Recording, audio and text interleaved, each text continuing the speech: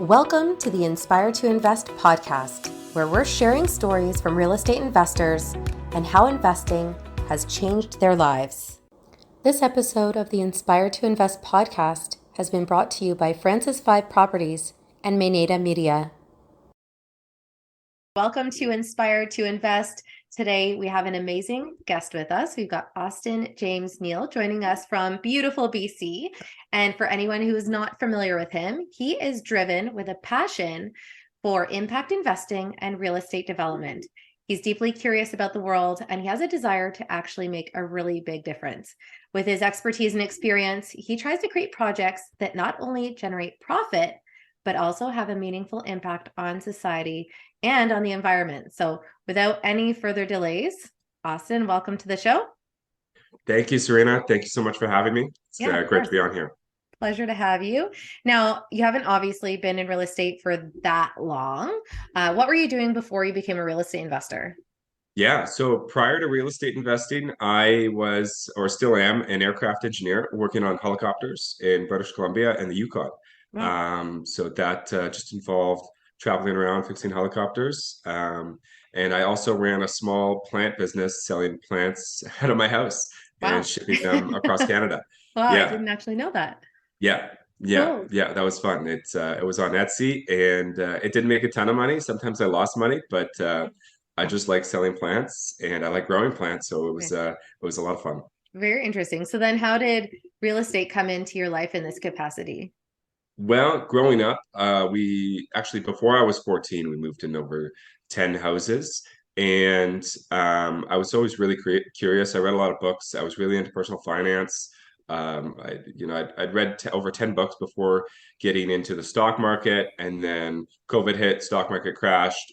I started buying, and I quickly realized I couldn't leverage anything in the stock market, and I actually knew real estate pretty well, so I started studying it. And it just kind of transpired from that. Yeah, nice. So then what was the actual catalyst? Like, was there someone that you spoke to or someone that said like, hey, you should consider doing this? Like, what was kind of that moment where you thought that you could actually turn this into something? Totally. Well, I was buying a house and I put my first 50 grand down on the house. We actually went over our loan or what we could get pre-approved for. So I had to put extra down. I think it was 40 we needed, and I had to put an extra 10. Hmm. And I started thinking about it, and I said, well, I just bought the house, signed all the papers, and I was just like, we could literally make more money if we don't live here. And we bought the perfect house, a nice townhouse. It's actually in Whitehorse, Yukon. And we set it all up with furniture. And I said, even before we moved in, I told my girlfriend Megan, I said, we're not going to be here more than 6 months. And she's like, what do you mean? I said, well, look at it like this. It doesn't make sense for us to live here because we'll make more money and we'll be able to grow faster. And the catalyst for me getting into real estate was we were in Whitehorse, Yukon. I had just bought a house. I put 40 grand down, and there was an extra 10%, or sorry, $10,000 I had to put into it. Hmm. And it was a large chunk of money at the time. And I realized that the money was going to grow on this house either way with the appreciation. And if I wasn't paying the mortgage, if I had somebody else paying the mortgage, I would be able to live at a lower cost somewhere else and make this property grow for me. So it was Yeah. really then, in conjunction with a real estate and private equity course, that just kind of blossomed into full on real estate investing. Yeah. So then I guess when did you transition full time? I mean, I think there's a lot of real estate investors that will kind of straddle, their employment and then they're investing just so that they've got some job security and cash flow and stuff like that. So what was your experience in respect to that? Yeah. So it was kind of both. My job as an aircraft engineer, I like to say, is predictably unpredictable in that if the mining industry goes down, you can expect your job to dwindle away pretty quickly. Um, and that's just meaning the work just dries up. The companies don't have any work.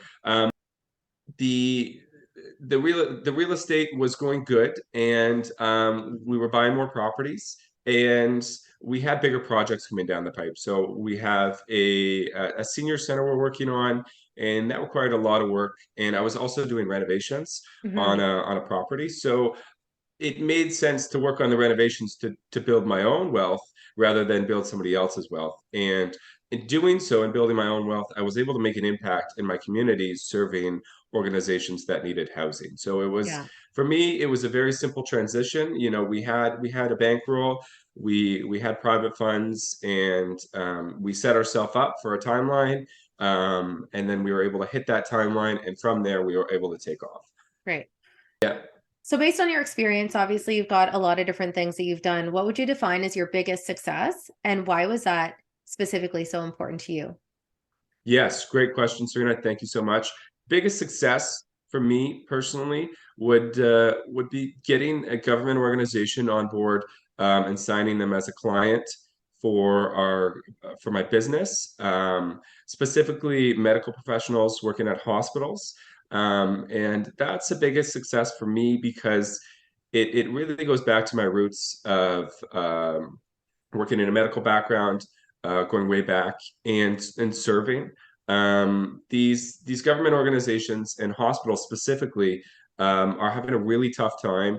The nurses and doctors working at the hospitals are the few and far between now. They're hard to come by, especially in full-time staff. So hospitals are actually closing because of these issues, Yeah. and it's actually a chain problem. So they're struggling to find the staff, but they're also struggling to find the housing. So we're now providing the housing. The hospital's closing is incredibly important to me because the medical staff that work there, they need really nice places to live, or they need appropriate places to live, and we're supporting them by giving these houses or providing housing to them, rental housing to them, and that's really important to me. You know, it's if our emergency care staff are understaffed, underhoused, and working their butts off, that's just not a good situation to be in Yeah. as a community and as a city. So it's of our biggest interest to support that and And solve these what issues. area do you have those properties in now? That's in northwestern BC, and we're Okay. working to expand that with the organization all across BC. Okay, great. Yes. Awesome. So that definitely is important because obviously people need access to resources and care. Definitely making your impact there, but I'm sure it hasn't been all smooth sailing. So I guess just in terms of some of the lessons that you've learned so far, what do you think are a couple of the biggest lessons?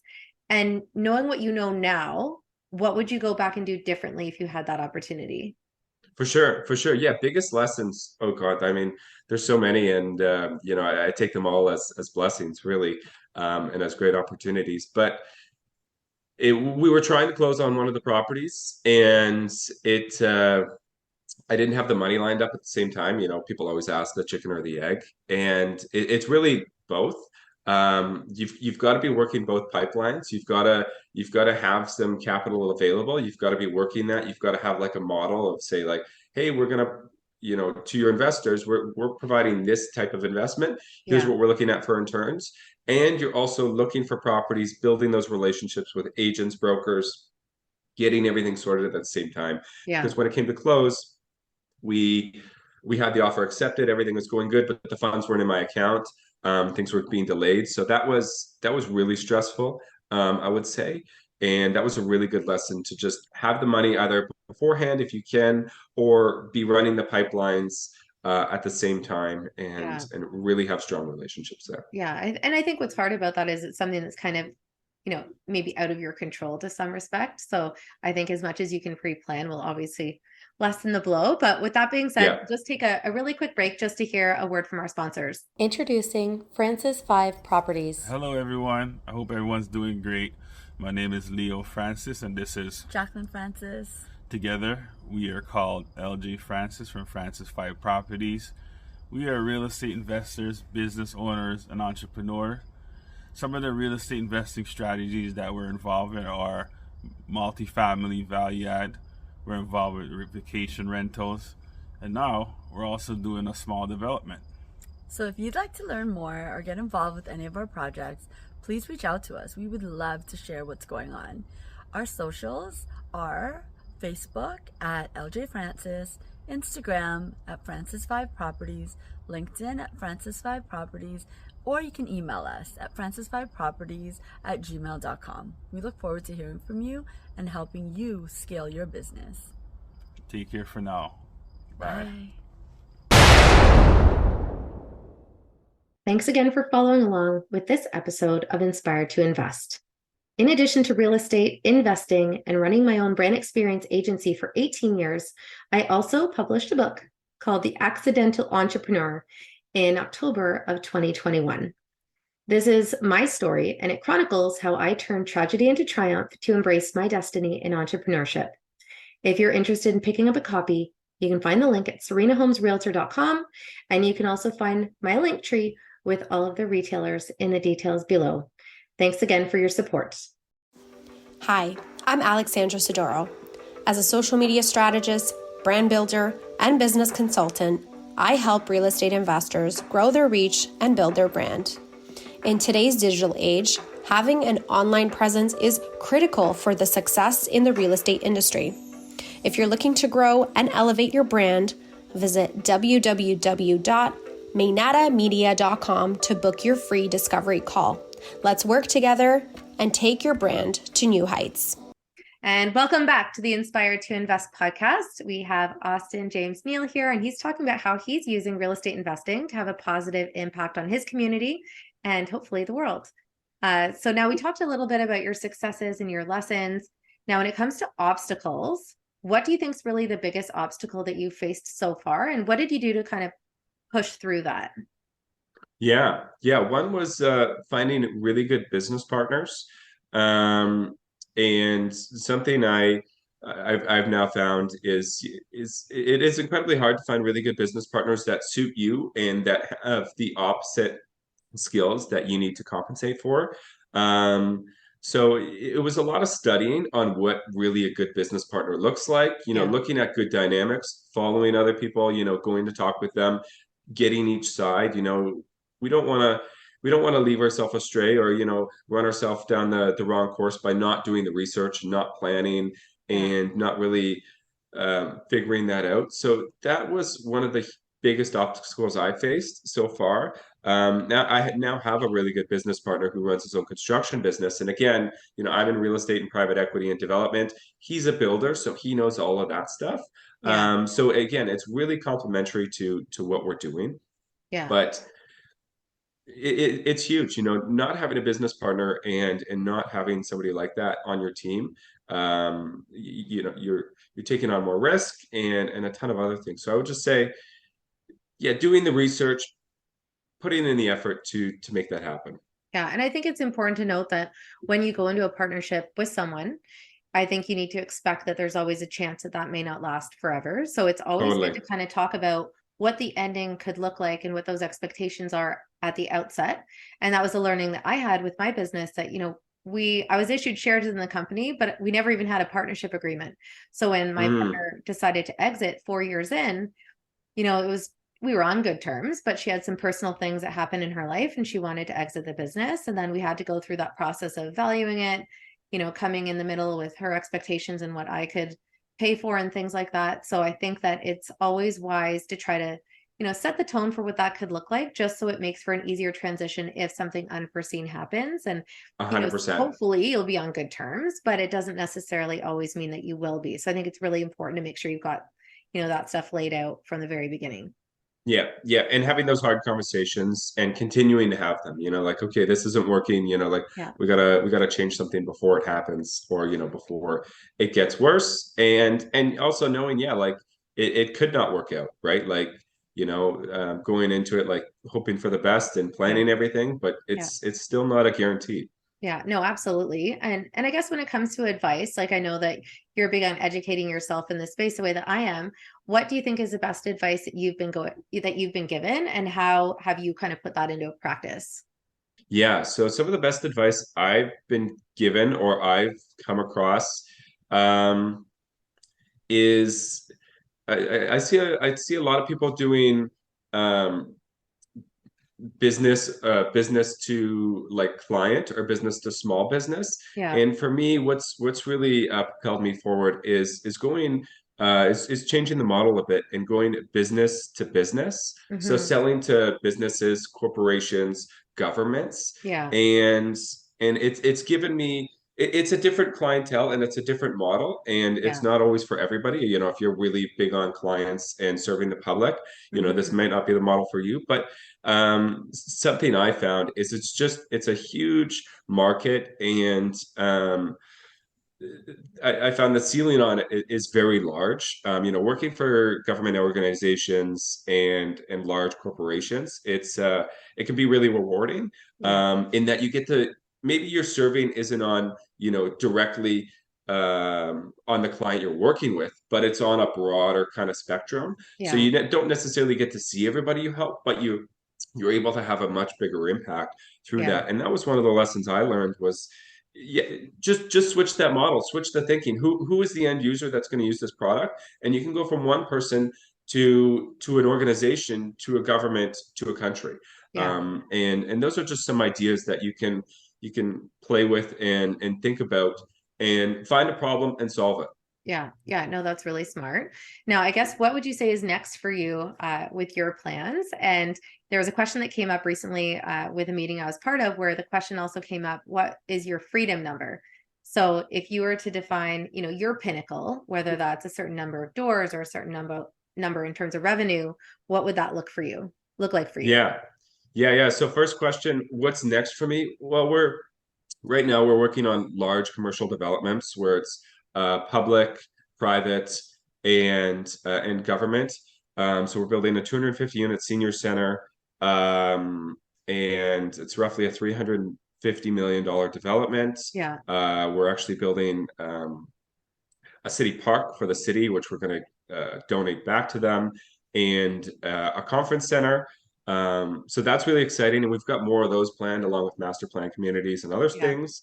A question about the senior center. I don't know if this Yes. is different in BC, but here in Ontario, one thing that I was really surprised by when I got my real estate license is that there's actually no rent control with long-term care for seniors facilities.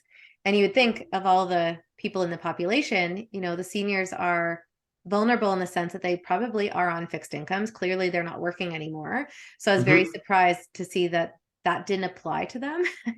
There's a lot of rent controls for like other parts of the population of regular tenants. So I'm just curious if that's different in BC compared to here in I Ontario. I don't believe there is rent control for senior centers. Like down in North Vancouver and in Vancouver, you can pay up to like 25 grand a month for like a Yeah. high-end seniors residence. Yeah, it's Um, crazy. Now there is Really. programs to get into a senior center if you are a senior, with BC Housing and things like Yeah.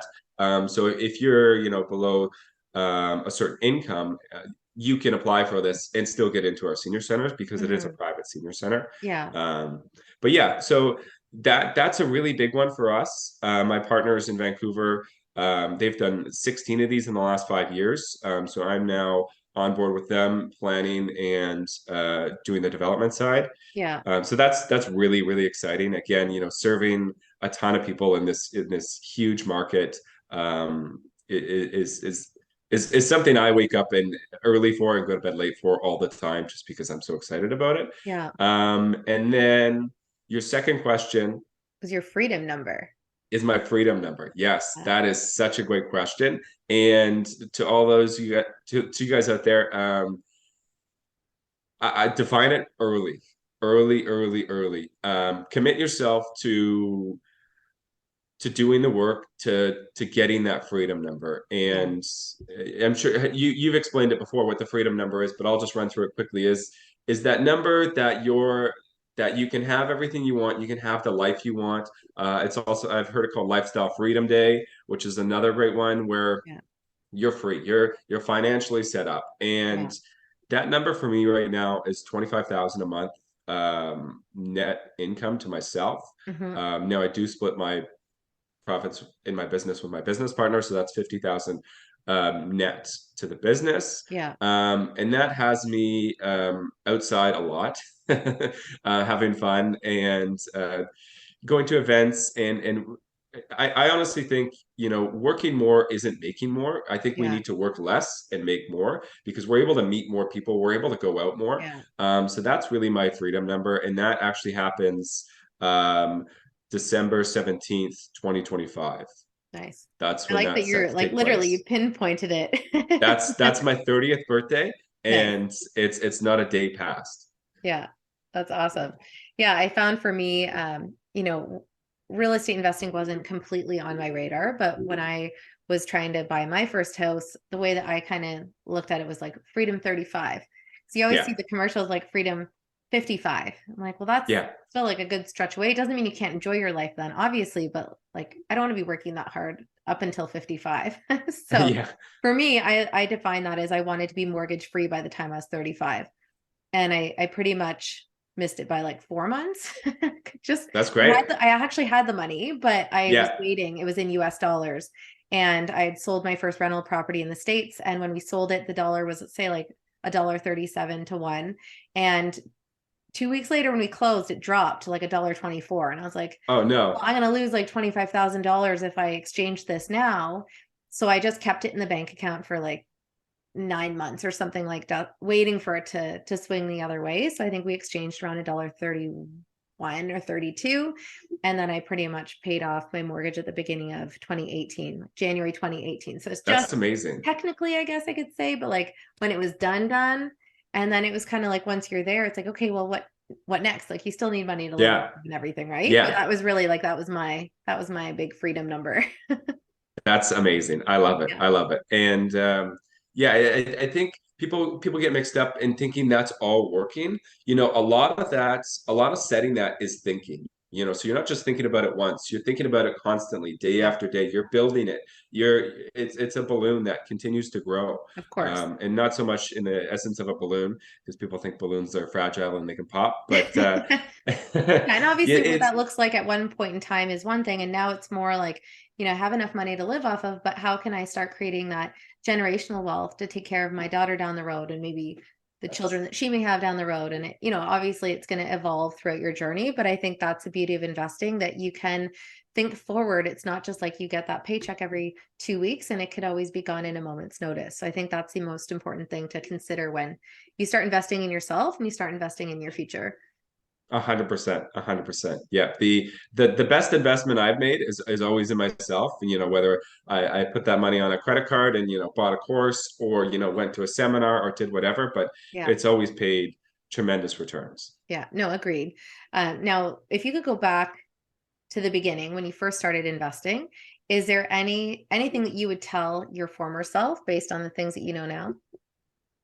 That's a really good question. Tell my former self.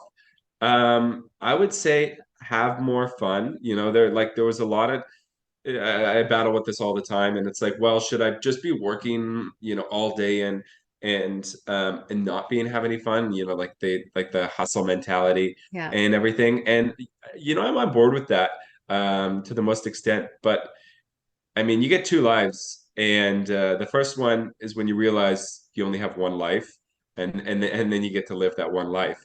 And the second one's when you realize you only have one. So now I'm time blocking. I wasn't doing that before. So time blocking is absolutely incredible for those of you guys who don't know. You'll get a lot more done in less time, and you'll be able to slot that free time for whatever you like to do, Yeah. whatever you do in your free time. So I would say time blocking and just really enjoying the journey, because there was times I actually got sick from overworking and stressing too much. So I would just say, yeah, time block and really enjoy the journey. Yeah. Yeah. No, I think that's important. I remember I was taking a mentorship exchange back in 2014. And I remember we are all kind of sitting around, all of us mentees and stuff like that. And we're all talking about like what we were excited about and happy with. And I was like, I'll literally be taking the most holidays I'd ever taken, which at that time was a month. And Yeah. the challenge when you're a business owner, an investor, whatever it may be, is that getting away from your business can be really tough. And for us, I would take a week one year, nothing the next year, maybe 2 weeks, but like it was all over the place. And a big challenge was honestly payroll at that time. I was like, well, who's going to sign the paychecks? Like I Yeah. didn't have it set up at that point in time. But when we hired a bookkeeper to go direct deposit, I could literally just hit a button and transfer the money. So it didn't matter where I was. So that literally was so freeing. And it didn't mean that I would feel like I was always accessible on holidays and stuff like that. But that was, my little milestone that I kind of felt like I was starting to move forward and starting to achieve a certain level that I wanted to see in my business. Yeah, that freedom is really everything. Once that button comes around, yeah, I mean it's huge. So in terms of quotes, I always find them super motivating and inspiring for me. What's one of your favorites? Yeah, so my favorite quote is by Albert Einstein, and I absolutely love it just because I feel like it describes me so well. People always say, like Austin, you do so much, and there's so much around you, and there's so much going on. Like why and what for? And when I saw this, it totally clicked because it's me. And he says, "I have no special talent. I am only passionately curious." And I think it couldn't be more true. Yeah, no, that's amazing. So for anyone that is out there that wants to get in touch and to learn more about what you're doing or maybe get involved, how can they find you? Yeah, great question. You can find me on Facebook at Austin James Neill. You can email me at info@eliasrangecapital.ca. And yeah, you can find me in Squamish, BC. Great. Awesome. So we'll include that in the details below. And for anyone out there that has enjoyed what they've seen, make sure that you subscribe to this YouTube channel. And you can also follow along at Inspire to Invest podcast. So thanks again for tuning in. And of course, Austin, thank you for your time today. Thank you so much, Serena. It's been a pleasure. Thank you again to our sponsors, Francis 5 Properties and Mainada Media, for bringing you this episode of Inspire to Invest. The views represented on this podcast are for general information only and does not constitute investment or other professional advice or an offering of securities. The host and guests featured on Inspire to Invest make no representations as to the performance of any particular investment. Should you decide to make an investment, you are responsible for conducting your own review and analysis. It is recommended that you obtain independent legal, accounting, and tax advice from licensed professionals.